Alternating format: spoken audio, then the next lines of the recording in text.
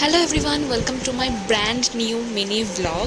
দিনটা ছিল 38 মে, আমার জন্মদিনের ঠিক আগের দিন। আমি চলে গেছিলাম একটু পার্লারে হেয়ার কাটের জন্য। আর হেয়ারের অবস্থা খুব বাজে হয়ে গেছিলো। দেন আমি একটু ব্যাকে স্ট্রেট অ্যান্ড ফ্রন্টে লেয়ার কেটে নিয়েছিলাম।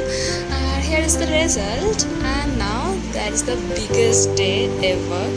দুপুরবেলা মা আমাকে এত সুন্দর সুন্দর পদে রান্না করে দিয়েছিল। ভাত ছিল, পোলাও ছিল, 3 রকম ভাজা, মাছের মাথা দিয়ে ডাল, দই কাতলা, ভেটকি মাছের পাতুরি ছিল, মটন কষা, স্যালাড আর চাটনি আর 5 রকমের মিষ্টি, দই, জল।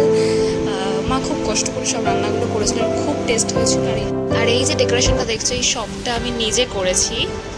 সবাই প্লিজ কমেন্টে জানিও ডেকোরেশনটা কেমন হয়েছে, আর সাথে জানিও আমাকে কেমন লাগছে। এই ড্রেসটা আমাকে বার্থডেতে পাপা গিফট করেছে।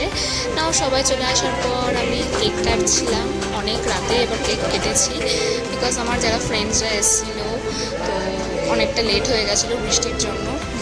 দেন আমার সেলিব্রেশনের পর বেসিক্যালি আমি আর কোনো ভিডিও ক্লিপ নিতে পারিনি, তার জন্য আমি ছোটো ছোটো কিছু ফটো আমি অ্যাড করে দিচ্ছি।